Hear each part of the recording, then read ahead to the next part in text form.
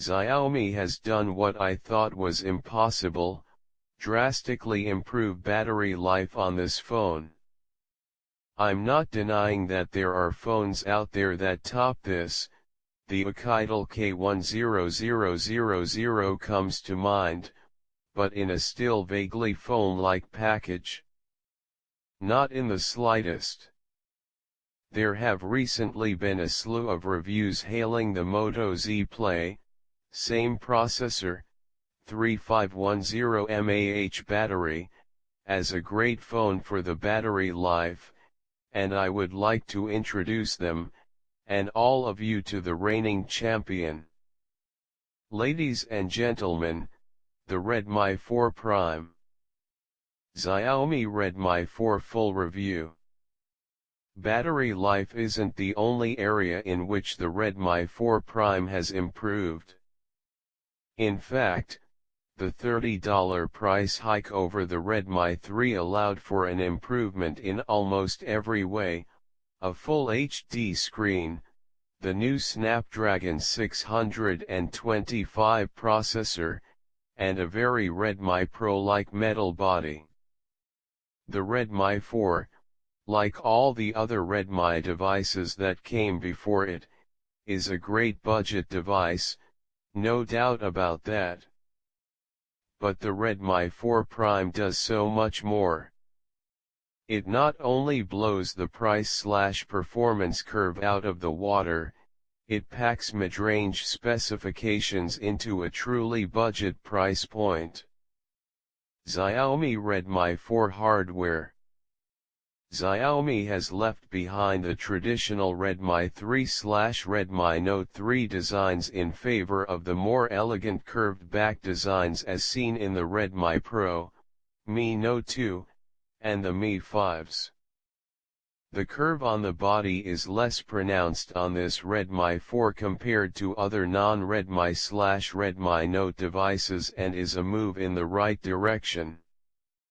The Redmi 4 is slightly thicker, 8.9mm vs 8.5mm, than the Redmi 3, but still feels thinner because of the curved back. I can easily use this device with just one hand, which is welcome. Not many 5 devices with specs worth their salt are released anymore. The build quality is expectedly top-notch, with the same matte metal finish found on the Redmi Note 4 and the Mi 5s, screaming quality without trying to dive towards the floor every other second.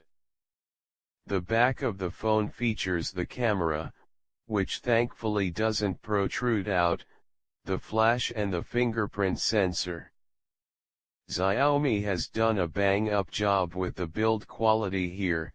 Not many phones can claim that honor in such a budget phone, with the Ulefone metal coming to mind, but the processor on that was somewhat old. Top-notch build quality. Xiaomi Redmi 4 display. This is the first Redmi device to feature a 1080p screen, and it definitely looks good.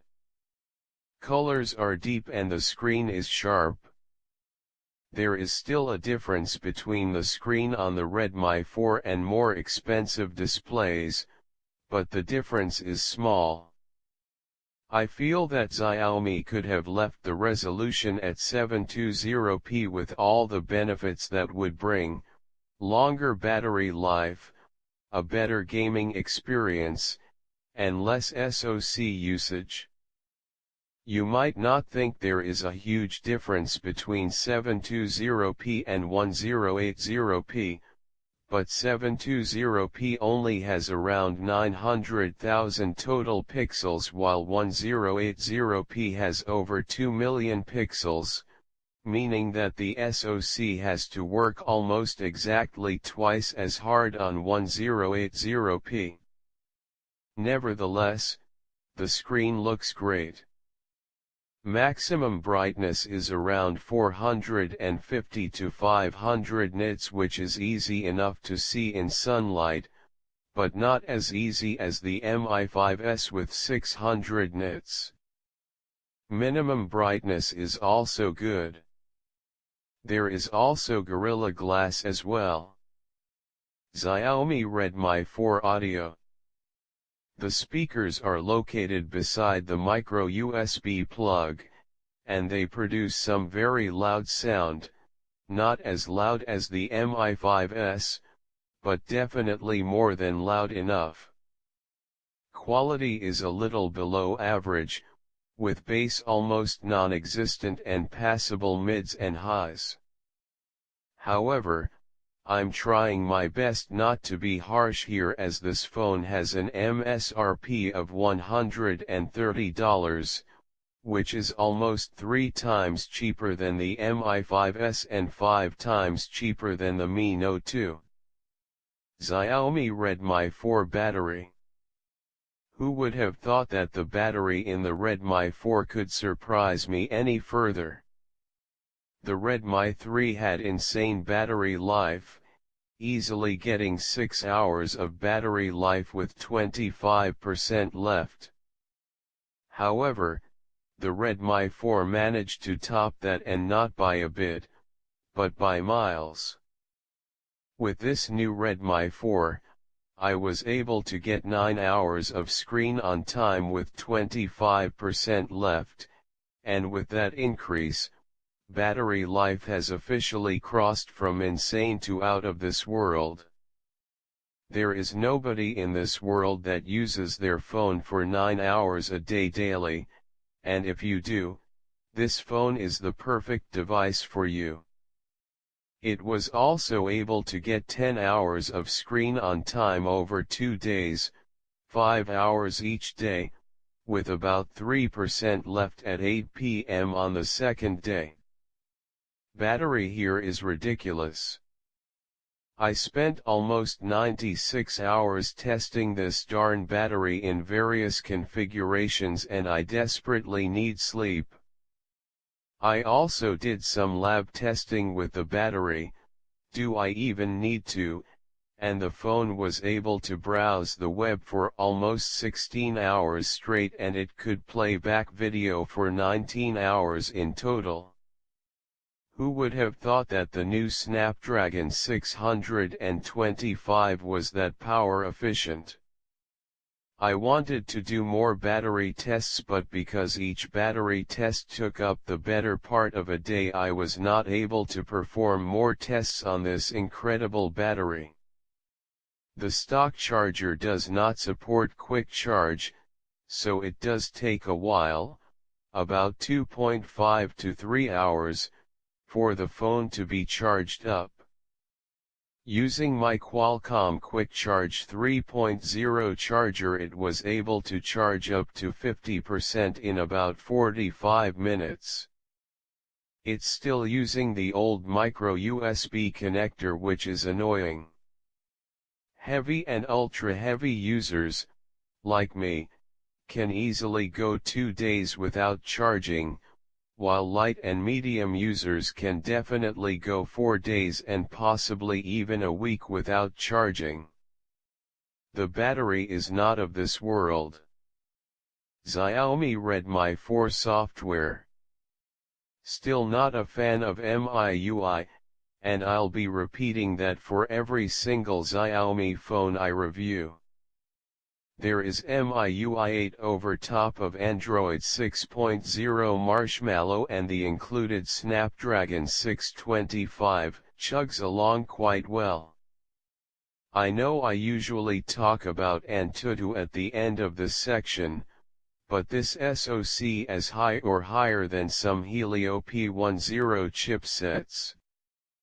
Benchmarks do not directly translate into everyday performance, but in this case real-world use backs it up.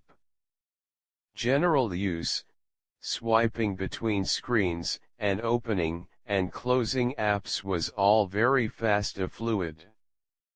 Sure, it's a tad slower than Snapdragon 821 devices, but not by much. The Snapdragon 625 coupled with 3 GB of RAM makes it a very capable multitasker as well. This phone is no gaming powerhouse, but it can play most of the games on the Play Store with good frame rates when the settings are on lowest. Benchmarks do not directly translate into everyday performance, however real-world use yielded some strange results. There was noticeable stuttering when swiping, opening and closing apps, and this is most likely because of the software. There is no reason why the 625 should stutter in basic tasks at all, and hopefully Xiaomi releases a fix for this. The 625 is also no gaming powerhouse. Yes, it can play intense games, but definitely not on highest. The GPU is weak enough to notice some lag if you try playing intense games on highest settings. You'll have to bump the settings down to medium or low. The rear-mounted fingerprint sensor works very well and is fast, accurate and well situated. I'm able to reach for it easily every time. However, I've become extremely accustomed to front-mounted fingerprint sensors, so it was a little bit of a transition. Xiaomi Redmi 4 connectivity. I found the choice of network bands strange for a company trying to sell them outside of China. There are actually less FDD-LTE bands and more TDD-LTE bands, which are mostly useless outside of Asia. That being said, I was still able to get strong 3G and LTE connections here in Canada, but pay extra close attention to the network bands and make sure it works on your carrier. Wi-Fi, Bluetooth, and GPS all work well. I found that Bluetooth range on the Redmi 4 is actually farther than the Lenovo Z2 Plus, my daily driver. There is also an IR blaster, which at this point is kind of useless. There is a micro SD card slot that supports micro SD cards up to 128 GB as well. Xiaomi Redmi 4 camera. The camera does surprisingly well in great lighting conditions. After seeing the videos and photos of the Mi 5S and Mi Note 2, I was prepared to be disappointed, but I was pleasantly surprised. There is more than enough detail in each shot and colors are reproduced nicely. In great lighting conditions, photos are slightly less vivid and detailed than what is found on the more expensive Xiaomi models, but still more than adequate. The camera takes photos incredibly fast as well, not as fast as the Mi 5S, but competitive. However, move to low light and the picture quality drops much faster than the Mi 5S. The front-facing camera takes average photos, and low light brings out a lot of noise and grain. The video camera can shoot up to 1080p video, and video quality obviously doesn't match up to pretty much any decent 4K shooter, but it's definitely good for a full HD camera. Colors are markedly less vivid compared to the Mi 5S though. Low light video shooting is actually kind of bad. Not only is there noise and blown out colors, but video starts getting quite shaky. Xiaomi Redmi 4 verdict. Xiaomi has had a lot of time to refine the Redmi. Each successive Redmi was a big jump from the previous one, but the Redmi 4 Prime is the biggest one yet. Starting at $130, it has made the leap from a budget, low-end smartphone into a mid-range one, competing quite easily against Helio P10 phones. As a budget phone kind of guy, This phone represents the epitome of what I consider to be the most consumer-friendly phone, striking a perfect balance between price, specifications, and user experience. Yes, there are imperfections, a subjective one being the fact that I dislike MIUI, the speaker is barely average, and the camera has disappointing low light performance. But the Redmi 4 Prime does so much to advance our mindset of what a budget phone can contain. It keeps other phone manufacturers on their feet, and in the end, the consumer benefits. Xiaomi has done a great service to anyone purchasing this phone as they have improved on already amazing battery life, giving heavy users 2 days of battery life, which is completely unheard of. This is definitely my top pick for a budget device going forward, and I highly recommend it to anyone looking for an amazing device for less. Note: November 26, 2016, even though this phone was released by Xiaomi at $130, reseller prices rise to around $200, which is ludicrous.